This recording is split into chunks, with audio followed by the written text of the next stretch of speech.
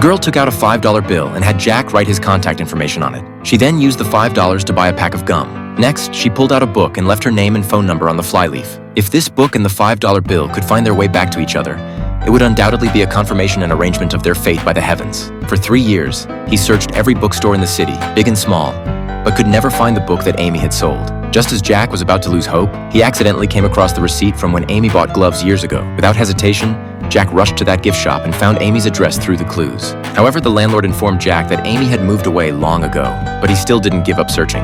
Meanwhile, Amy, who was far away in England, had never erased Jack from her memory.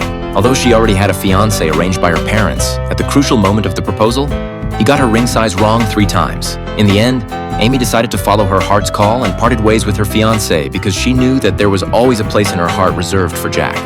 Upon hearing this, her best friend immediately urged Amy to go to New York to find Jack. But after searching for 5 whole days in New York, they still couldn't find any information about him. In the dessert shop they had visited before, the best friend couldn't help but persuade Amy to face reality. She told Amy that there was no such thing as destiny in this world, and that people couldn't live solely on fate. Faced with her best friend's persuasion, Amy had no strength to argue and could only take her advice and head back home with a heavy heart. But Amy never noticed that the change the waiter gave back to her best friend was the very $5 bill on which Jack had left his phone number. Even more coincidentally, they had just gotten into a taxi when Jack arrived at the dessert shop moments later.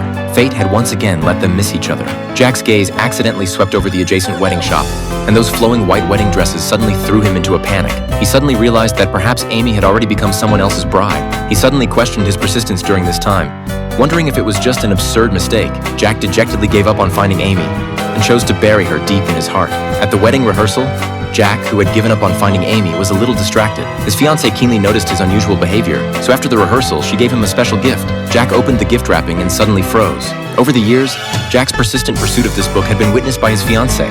Although she didn't know why he cared so much about this book, his fiancée knew that this book must have a special meaning to Jack.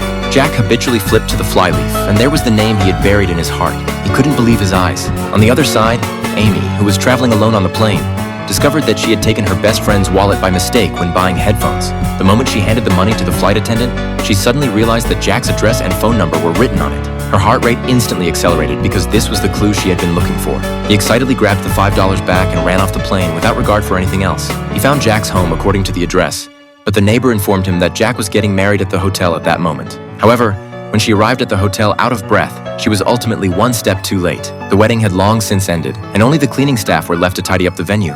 Amy's tears streamed down uncontrollably.